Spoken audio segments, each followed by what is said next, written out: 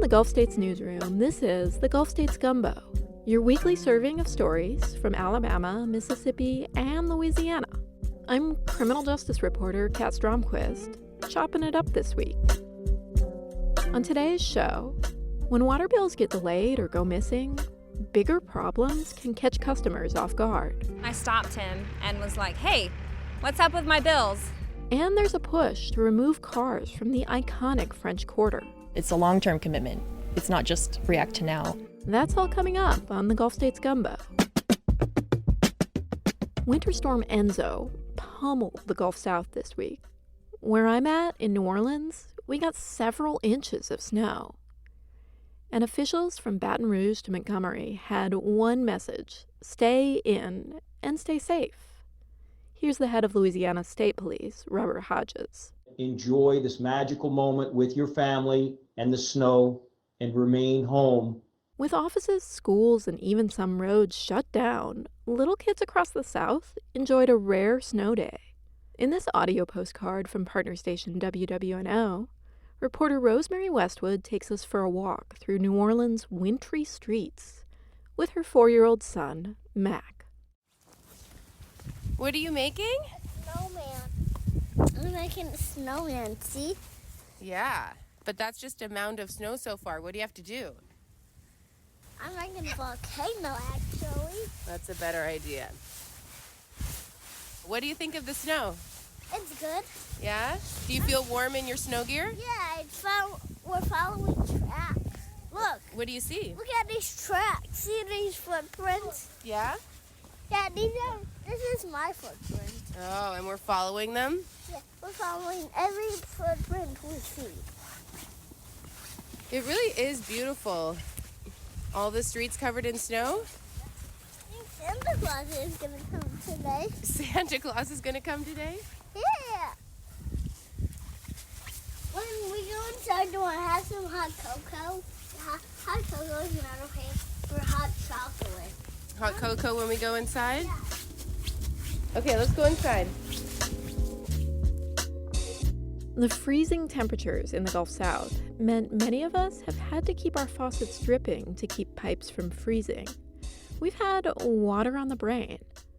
And water issues plague customers across the South. Here at the Gulf States Newsroom, we've been reporting on nightmare water bills for a while. Water leaks come with some simple math. The longer the leak goes on, the more it's going to cost you. Which is why it's a problem when utilities don't tell customers about potential leaks. Our economic mobility reporter, Stephen Basaha, spent a year investigating issues like this. Here's one of his stories looking at Central Alabama, which first aired just a little more than a year ago. When the Birmingham Waterworks truck rolled up to her home to check the water meter, Claire Aholt had one question. I stopped him and was like, hey, what's up with my bills? They've been gone for the last month. Aholt is a nurse practitioner living with her husband and 2 kids in Birmingham. They never received their August water bill, and that's actually something that's pretty common in Birmingham. About 20% of Birmingham Waterworks customers had bills well more than a month late. That's according to an audit from last year. Water utilities in New Orleans and Jackson, Mississippi also have trouble getting meters read each month and often rely on estimated bills instead. But Aholt found out from the utility worker outside her home that her missing bill was hiding another problem. He said, I'm glad you're out here. You probably have a leak. You need to turn your water off at the street. She didn't see any sign of a leak, but when she dug up her water meter, You could see this little bitty red thing just spinning constantly. the leak was an expensive fix, about $2,500. Then the bills for that wasted water started coming in.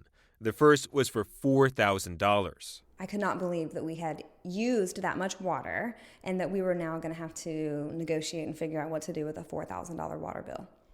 And that 4,000 became 7,000. Yes, and then a week later when they calculated the rest of our August usage, that became a $7,000 water bill. So much of that cost could have been avoided if she just got her August bill on time and knew about the leak earlier. Instead, Birmingham Waterworks delayed sending her a bill. And that's because of how the company handles something water utilities see all the time: implausible meter readings, which really just means anytime water usage seems way off. Sometimes it's an innocent reason like the customer sodding their lawn or filling a pool. Other times it's just an error reading the meter. And sometimes it's a leak. One way many utilities start dealing with this is by reaching out to the customer and saying, "Hey, that's a lot of water you're using. You good?" Birmingham Waterworks says it does contact customers, but only after it's sure about the reading, which might mean waiting for another meter reader to double check. So Aholt's bill was delayed and she never got that warning. There's no documentation that they ever contacted us about anything. Did they say that they contacted you? She can't confirm whether or not anyone contacted me. I went back and looked at my call log around that date, and I don't have any phone calls from Birmingham Waterworks. And I now know their number very well. If the utility did let her know right away, she could have caught the leak weeks earlier and possibly prevented thousands of dollars worth of water from being wasted. Now, a lack of communication from a water utility is not new. George Kunkel consults utilities on water efficiency, and he says historically, drinking water industry was the silent service. The water industry was happy to be just quietly doing its job in the background. Kunkel says that should change to better catch expensive leaks. After all, a lot of water providers are doing that by using tech like smart water meters. They can flag spikes in water use the same day rather than having to wait a month or longer. A lot of these events could be identified much quicker now. Save the water, save the anxiety for the customers. Everybody wins. Win-win. At the start of the year, Birmingham Waterworks said it was looking into using smart water meters, and New Orleans Water Utility is currently making the switch. About a month after Claire Aholt got those water bills for roughly $7,000, I called her up because she said Birmingham Waterworks had updated her account. So the new total down from $7,000 is about $350. Birmingham Waterworks removed pretty much all she owed because of her leak.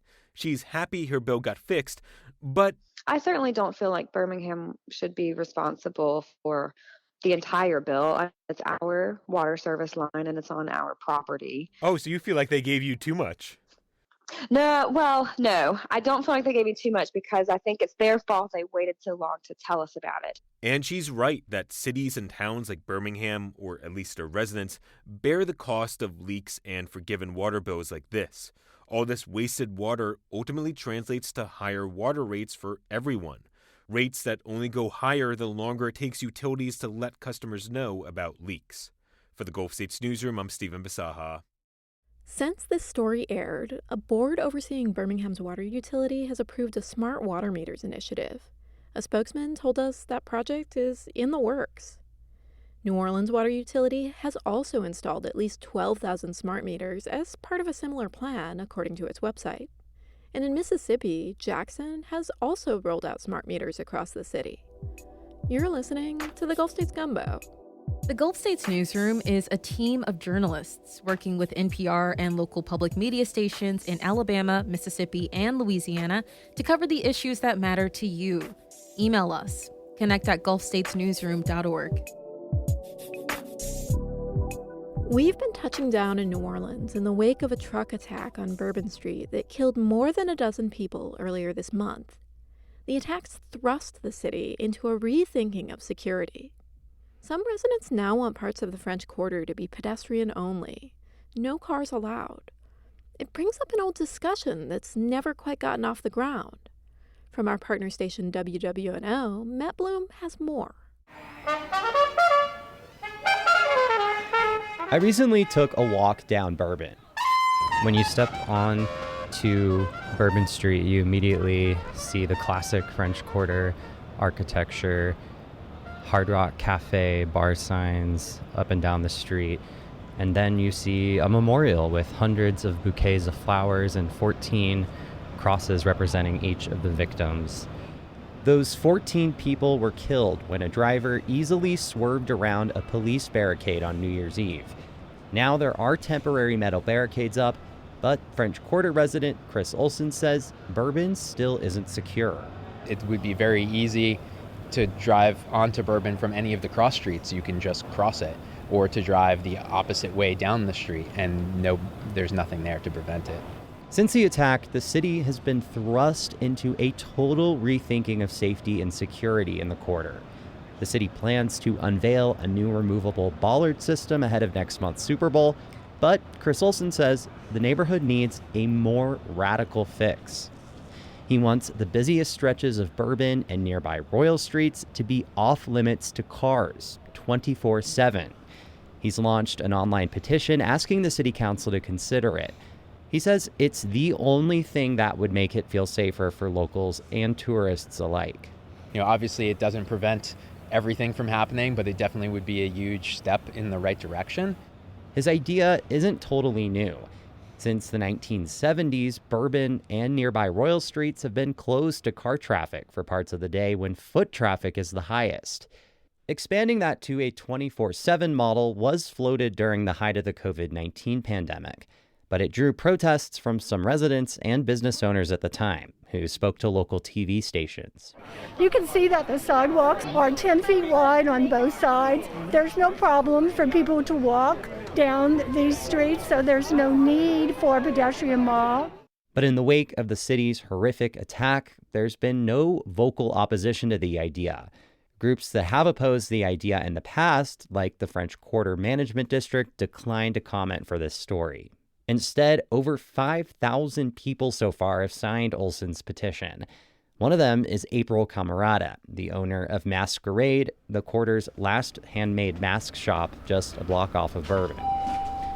It's basically wearable art. She says even before the New Year's Day attack, she had concerns about pedestrians getting hurt. I see people driving full speed towards families crossing the street right here on Royal Street. There's nobody stopping that. Shutting the street in front of her shop down might make getting deliveries a bit harder, she says. But she's willing to do it if it means her customers feel safer beyond just high-profile events that always have extra security. It's a long-term commitment. It's not just react to now. We have to be able to protect the pedestrians here in the summertime, too, and make sure that it's just as serious then as it is during Super Bowl. One of the questions facing the city is, can you really protect people from every threat? The city recently hired Bill Bratton, former New York police commissioner, as a consultant to help identify other year-round vulnerabilities. In a press conference, Bratton said walking the line between security and the free and open spirit of areas like Bourbon Street is tough. But he listed a number of ideas that didn't involve banning cars. Whether it's utilization of drones, whether it's utilization of better cameras, better lighting. There's so many ways to enhance the security. Bratton's work is expected to produce a report with more recommendations in about 2 months. But Olson, who started the pedestrian mall petition, hopes the city council takes action now. We're finally trying to do something about it, put some real change in place so that this doesn't happen again. So far, council members haven't taken up the idea, and the mayor didn't respond to a request for comment. But Olson says it's the only way to ensure year-round safety in one of the city's most beloved neighborhoods. Well, goodbye, although In New Orleans, I'm Matt Bloom. This week's Gulf States Gumbo was produced by me, Kat Stromquist. Our head chef this week is Tyler Pratt. Our theme music is by DJ Supreme. Special thanks to our partner stations, WBHM, Mississippi Public Broadcasting, WWNO, and WRKF. You can find us in your podcast feeds every Friday. Look us up and be sure to subscribe. Thanks for listening, and don't forget to stir your roux.